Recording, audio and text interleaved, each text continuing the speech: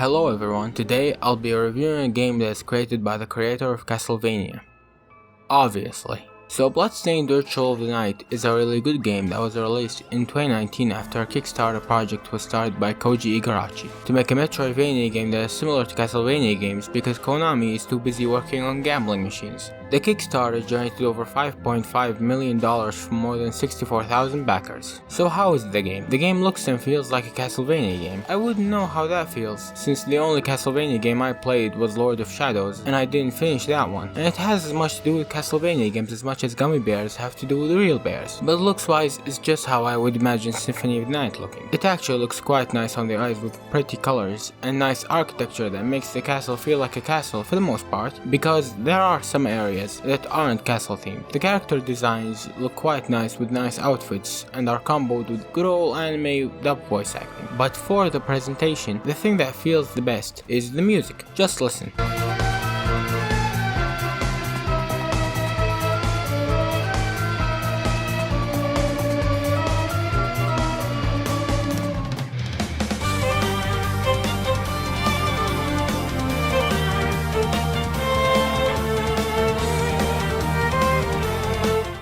The composer, this name, killed it with the music. It gives a real nice atmosphere to each location, and it has this feeling that makes retreading an old location to be a wee bit less boring. But the boss music sounds like something you'd hear in a Rayman Legends level, and not in this type of game. The locations, as I said, look quite good, and there is a variety of them, from good old castle themed locales to the weird library to the Japanese themed area, and it all looks quite good, and each area houses a huge amount of enemy types, ranging from pretty meh to go fuck yourself. The enemies are not one of the best aspects of the game. Their outer designs aren't amazing or anything to write home about. They're not bad necessarily, they're just normal, but they do the job. Their attacks aren't the most enjoyable to dodge, and some of them go into walls when they fly, which is quite the annoyance. The dodge in this game is the Alcott backstep, which is what makes dodging attacks a bit annoying. For now, the enemies do their job, but not announced more. The gameplay is a strong aspect of the game. It's a metroivania after all. You gain abilities that let you open new locations, and you get the abilities by exploring the map.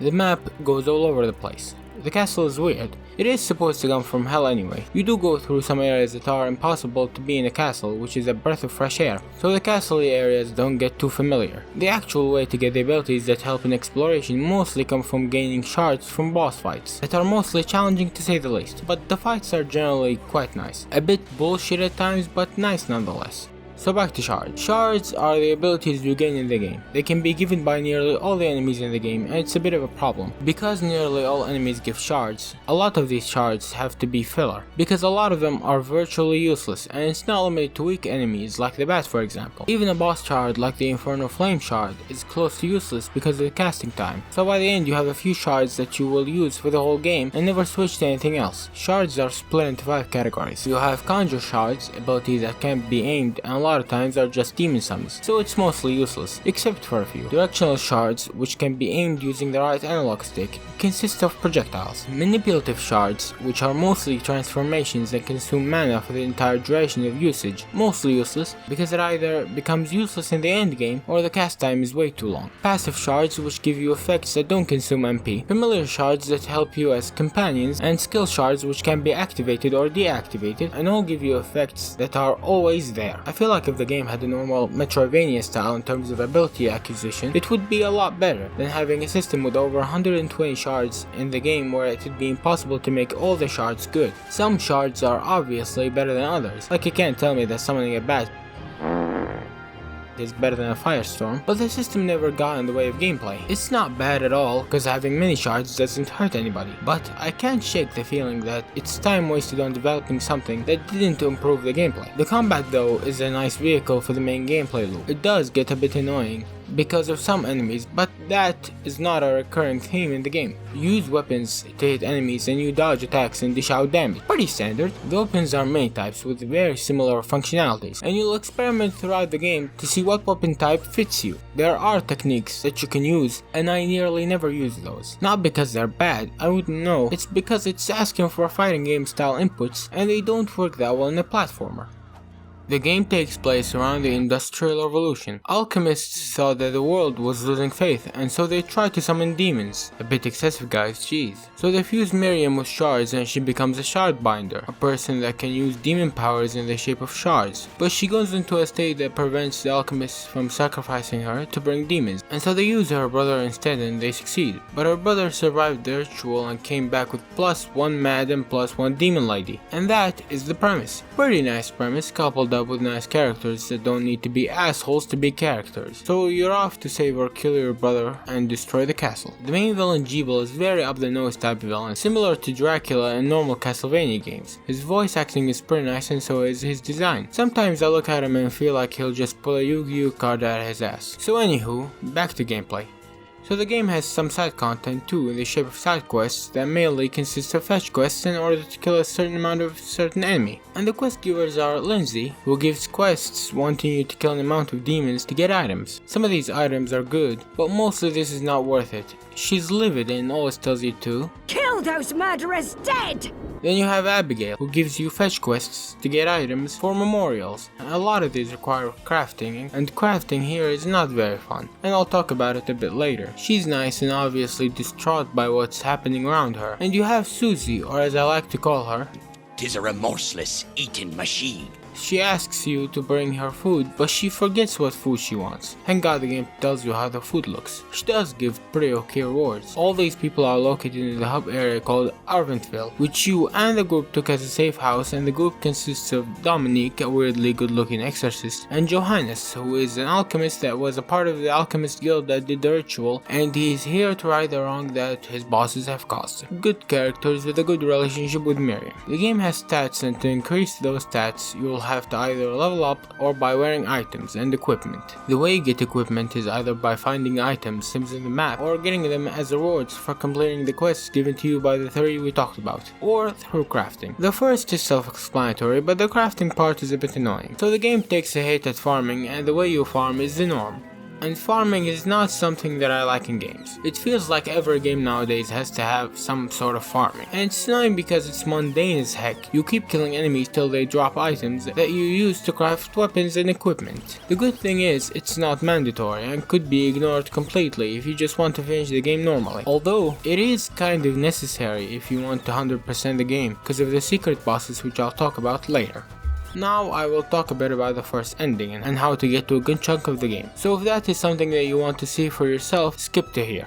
So the first ending happens after going through a part of the castle and confront Gebel, and you kill him, and rather than getting the credits, you get a game over screen. Congratulations, you just skipped a third of the game. Okay, so I was weirded out by it and searched the internet for the other ending. And here's what you have to do, and it's pretty smart. So earlier in the game, you see this fountain of blood, and on the map you see an opening, but the opening is inaccessible, so you forget about it. And before the fight with Gebel, you fight a boss fight that, when defeated, gives you the blood steel shard. So what you have to do is you need to get back to the fountain and activate the ability there, and then it opens several new locations and a way to get the actual ending. It's pretty neat, especially how the game doesn't roll the credits with a fake ending and forces you to restart the game. The story is okay with some pretty good characters, as I said, although I can't seem to check out the feeling that it's close to impossible to finish the entire game without a guide, or at least that was the case for me. Mainly because getting to some of the more late game areas requires some farming, and it's pretty unlikely that you'll get the shard that you need to progress on the first go. So that is a bit iffy, because there is a lot to see after that part in the game. The secret bosses here are trash. Not a bit trash, just trash, for the most part. I gave these bosses a few shots and gave up afterwards. They are somewhat impossible for this game, or at least for me. So the ones that stood out are the Carpenter and the Revenant. I have no footage of the Carpenter, but his fight is in a tiny room and he has a ton of health. But for the Revenant, he was a boss fight given as DLC for backers or as just paid DLC for normal people, and his boss is terrible. It has 10,000 health, and for context, my weapon does 73 damage on him, and his only hitbox is his head, so good luck killing this guy. I get that he's supposed to be a reference to Dracula from old Castlevania games, but his implementation is just silly. I would say though that most bosses in the game are actually pretty entertaining. A bit bullshit, but entertaining nonetheless. Apart from the music, the sound design is very retro, from blings to enemies dying and making the noise they would make if they forgot the stove on. It's actually quite a nice thing to have distinguishable sounds for nearly everything in the game. The customization options in this game are vast and free. You can change the dress color and eye color and hair color, and my favorite, you can change hairstyles. There is a good amount of hairstyles that you can have by collecting one of the few items I cared for in the game, hair pants, and the customization happens through a character named Todd, who had been cursed to become a killer barber until he gives 666 hairstyles, so he offers to do your hair for free. To my utter disappointment, you can't remove the curse in the game, but he's a pretty nice addition to the game. So that wraps up Bloodstained Ritual of the Night, a good game that has a lot of unnecessary but harmless things, and it's one of the best platformers I played in recent memory, although there was one glitch that I encountered that made me one with the Casmas. The game had no other glitches of any sort. So if you liked the video, subscribe for more videos, and suggest games down below. Goodbye.